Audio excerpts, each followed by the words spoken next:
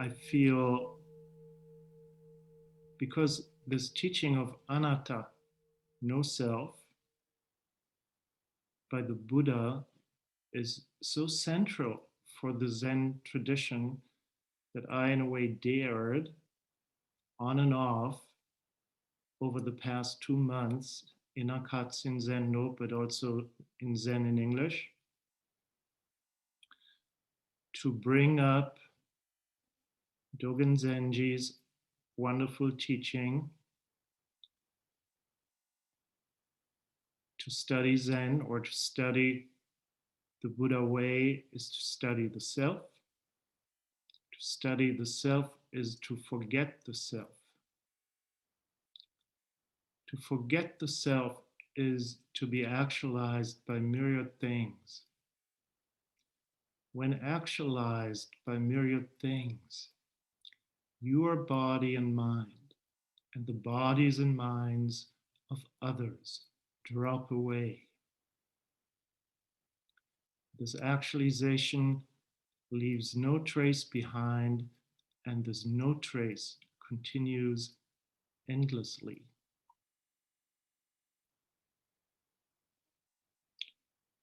So I'm tempted to say now, there are as many ways, of course, to study the self as there are grains in the river Ganges, as some Buddhists put this in the past.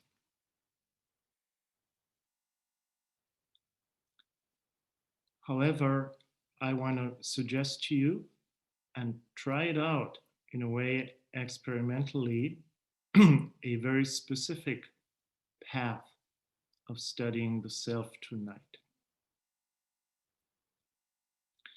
This path is mostly explicitly practiced and laid out and described and talked about in Tibetan Buddhism, especially the Gelugpa school of the Dalai Lama. But I want to suggest that this path is also implicit in the Zen tradition, and proof of this is that we all just chanted the Heart Sutra, and as many of you know, this is happening in Zen centers, in Zen-dos, in Zen temples and monasteries all around the world every day. And let's say the beginning of the Heart Sutra, what we all just chanted, or at least listened to in English, goes like this. If I remember. Avalokiteshvara Bodhisattva, when deeply practicing wisdom, clearly saw that all 5 skandhas are empty and thus relieved all suffering.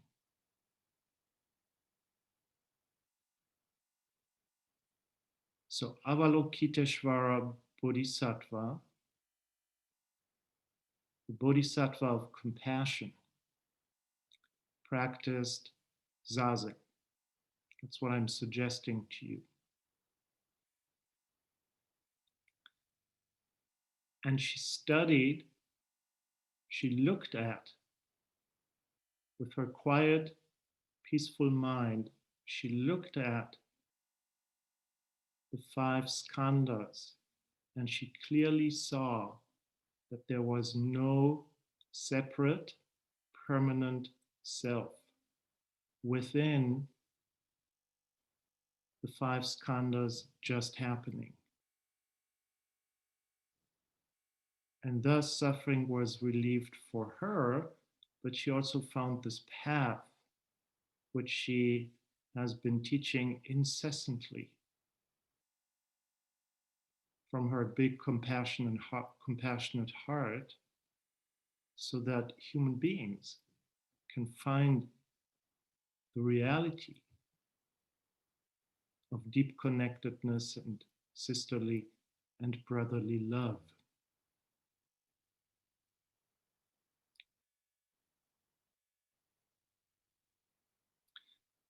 Now, if you never heard about this, let's say the 5 skandhas, don't worry.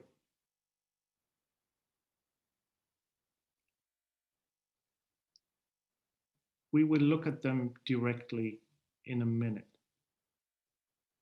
And also don't worry, because you know them very well, because it's simply who you are. One last point before I would like to invite you into a guided meditation.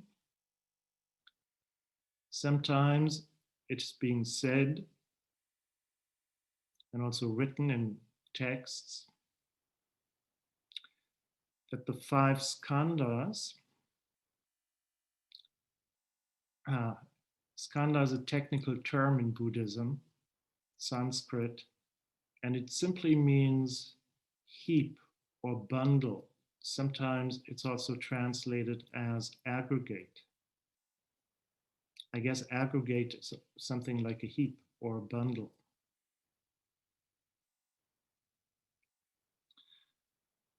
So sometimes it's being said that the 5 skandhas, these 5 elements or 5 bundles, constitute the person we are.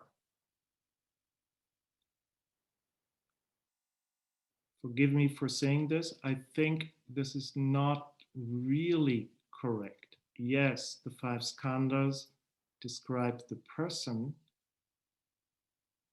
but right now, after having looked at this for a while, I would simply say the 5 skandhas are a description of each moment of experience. Or the 5 skandhas are a map so that we can really understand and appreciate what it means when somebody like me right now says moment of experience.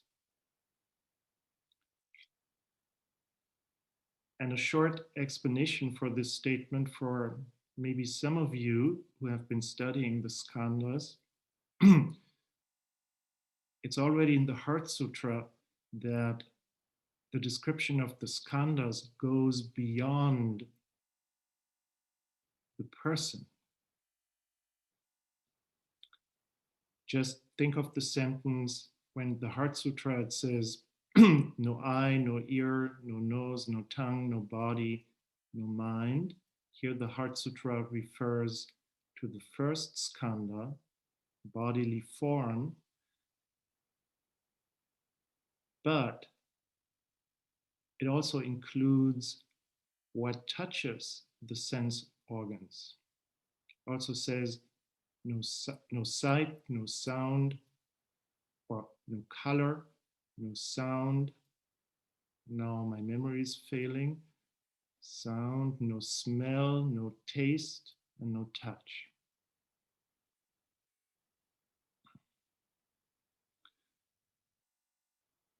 In the earlier tradition, the Theravadan tradition, as I understand, the Buddha sometimes said the skandhas describe the all, everything.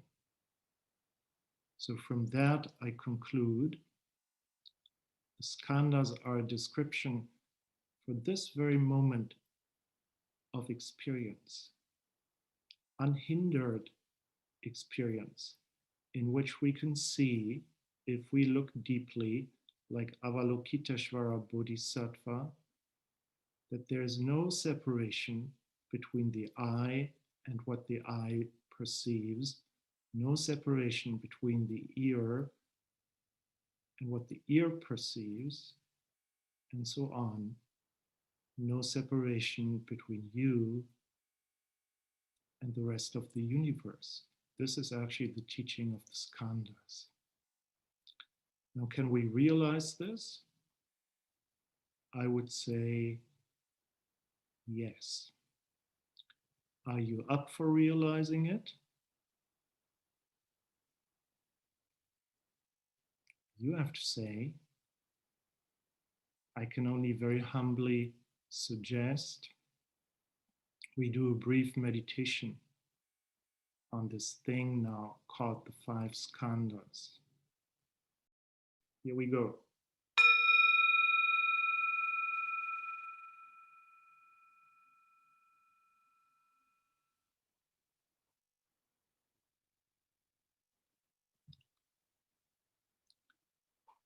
I invite you to settle into a meditation posture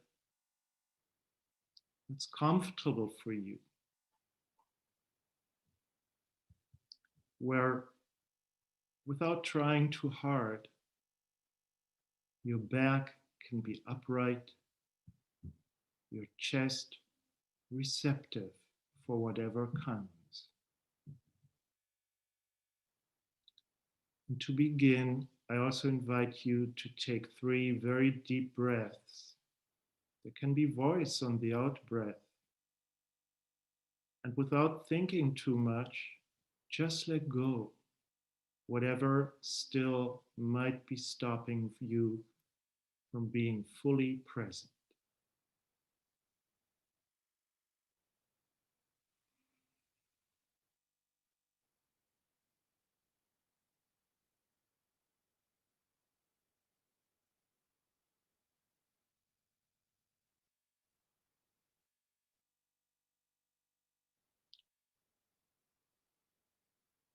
And now, please feel your body as a whole. Just sense your body as directly as you can.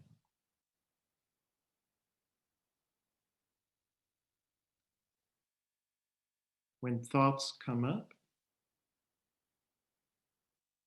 do your wonderful practice of noticing your thoughts, but then please return to sensing your breath and sensing your body.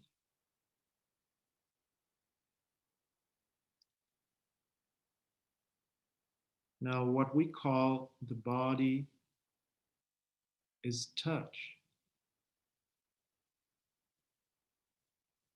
Your eyes, even if they are closed,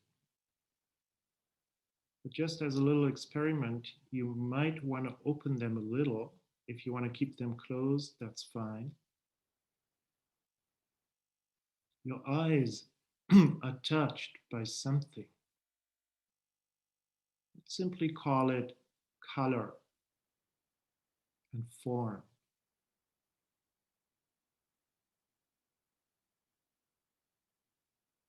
Your ears are being touched by sound.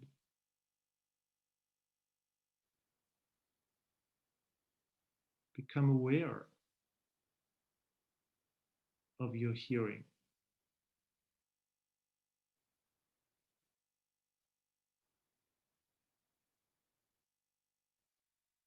The room you're sitting in at this moment has a very specific smell. Even if it's very subtle, please become aware of that.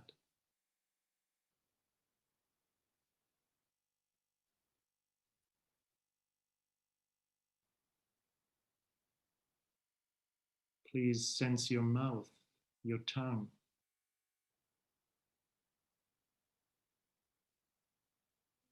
Even though, as I assume, we are not eating and drinking right now, there's a very specific taste.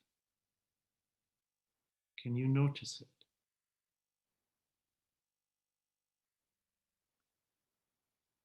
And then there's the whole surface of the body, the skin.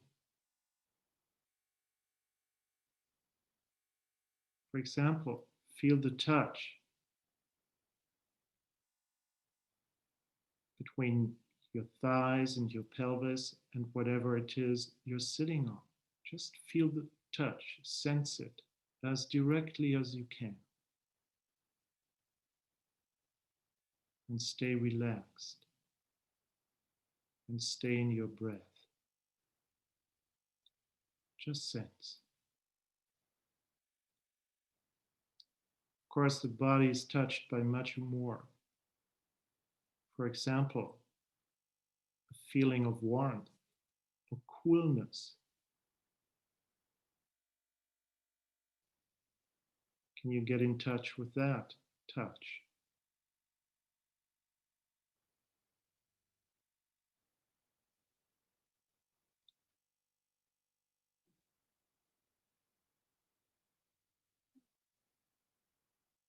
So you see, it's very simple. This is the first skandha, in English often called form, but it refers to your sense organs being touched by something.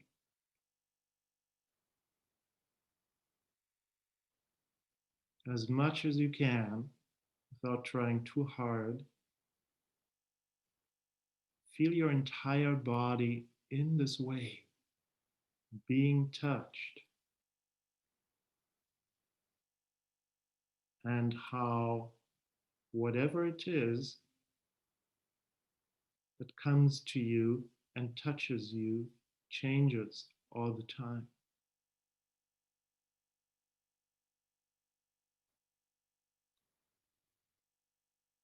For example, there's this voice, my voice, touching your ear right now.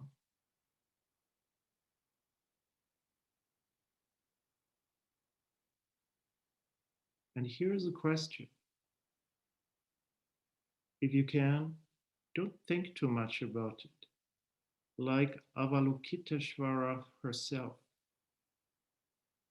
See clearly, just look in a very relaxed way.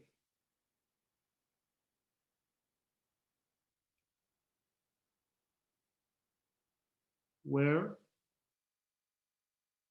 does this voice end, and where does your sense of hearing begin? Just look.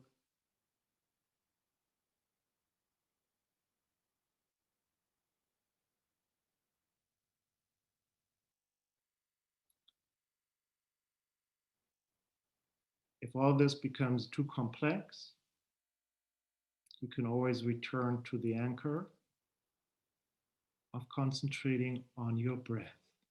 That's wonderful practice.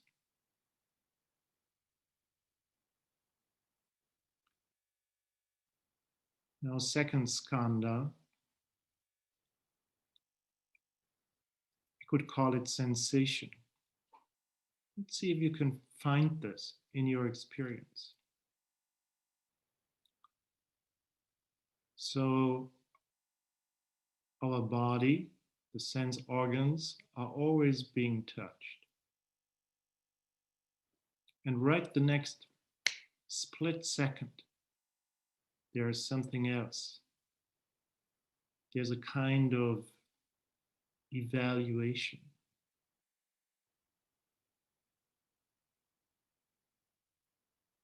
And it's very simple evaluation.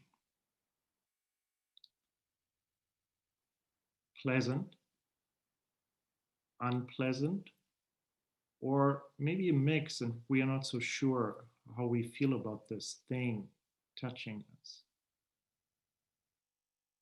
So it could be that this voice touching your ear is pleasant for you. Could also be it's unpleasant, or something in between. See if you can become clearly aware. If you do, you see the second skandha.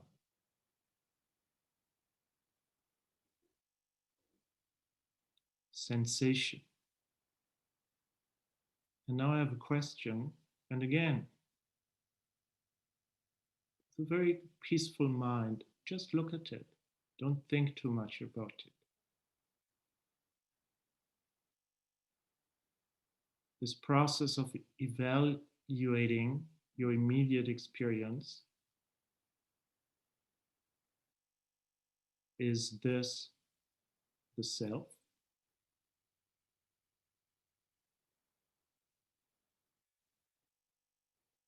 Or is the self, let's say, the carrier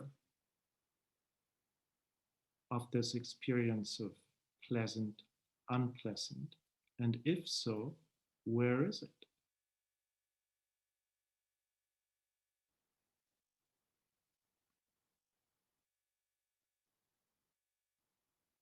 Third skandha is called perception.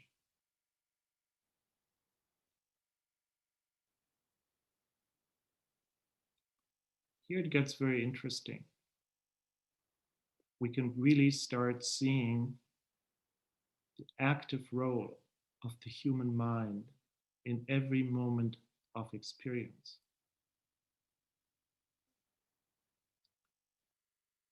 So there are these bits and pieces of information coming in through our sense organs.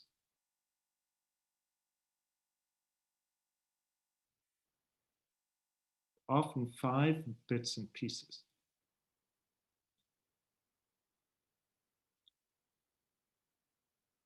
And then somehow, like cooking, we combine these bits and pieces.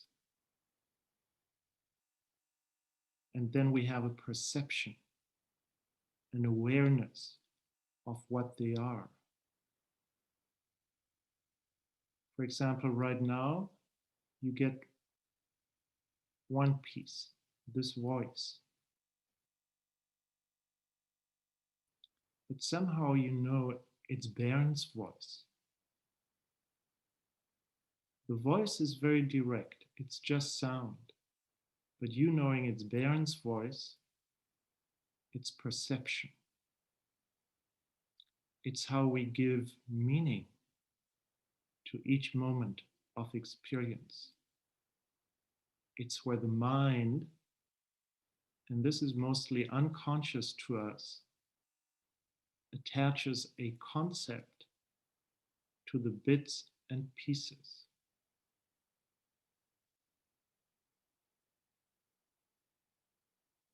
When you look at a beautiful tree on a spring day in bloom,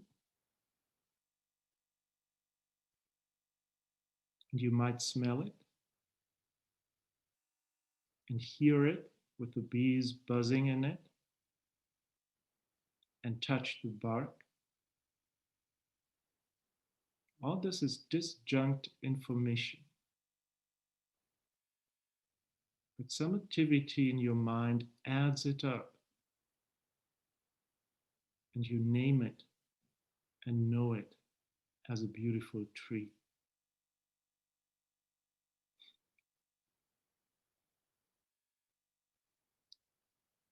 Now, in this process of your wonderful mind constantly creating perceptions, is there a self?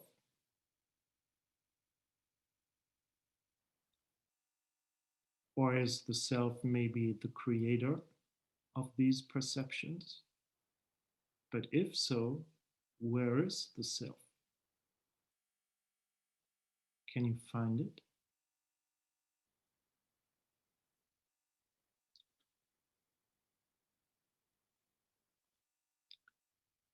The fourth skandha is often called formation. It's a vague word for a whole assembly of things. Formations are impulses, but formations are also thoughts and complex emotions. Maybe it works like this.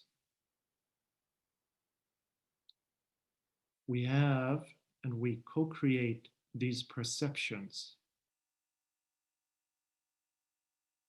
from raw sense data, and we evaluate them, positive or pleasant, unpleasant.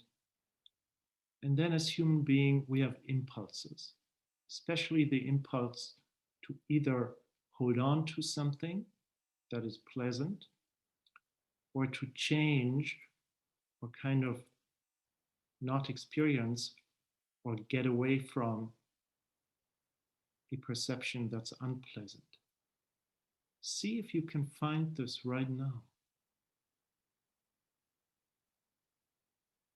Maybe strong impulses, maybe little impulses. Maybe a thought, when is this over? Or a thought, ooh, this is interesting, it should last longer. Fourth skandha, formations or impulses. And also here, in your very direct experience of all this happening, all these impulses, thoughts, emotions, right now, is there a self? I mean, a concrete thing, a self, that thinks that it is separate and permanent from all this? Or is the self the experiencer of all these impulses? But if so, where is it?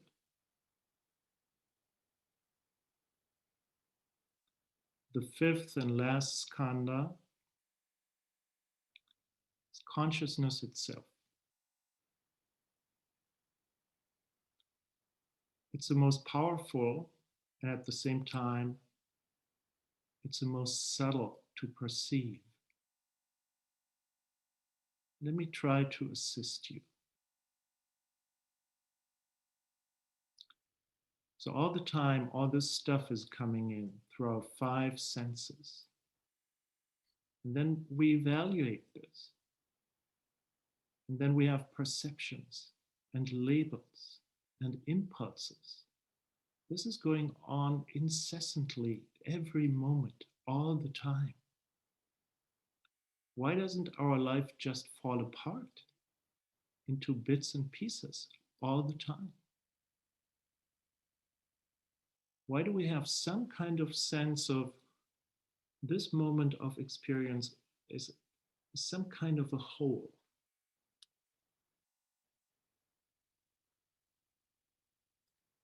It's because of awareness, the mirror-like quality of the human mind.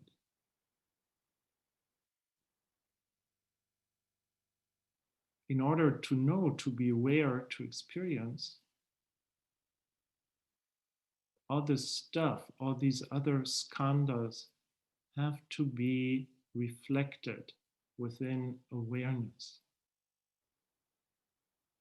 And it's like a mirror, because a mirror reflects everything, it doesn't exclude anything.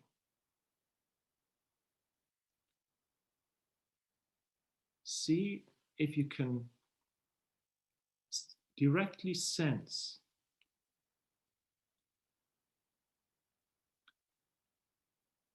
this embracing quality of awareness.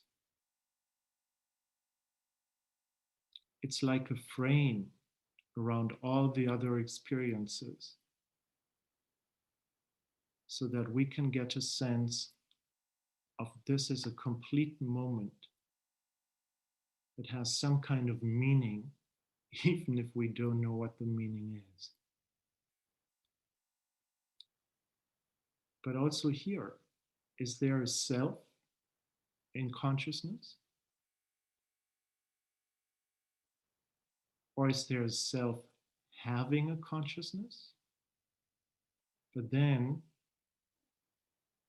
if you look at the skandhas now, where is it? Where is it?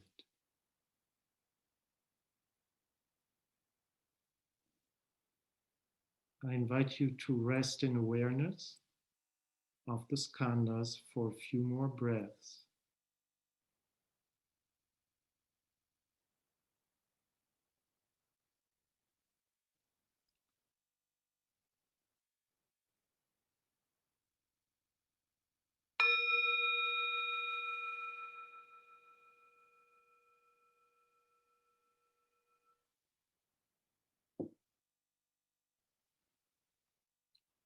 So thank you very much for your openness and trying this out and for your wonderful practice.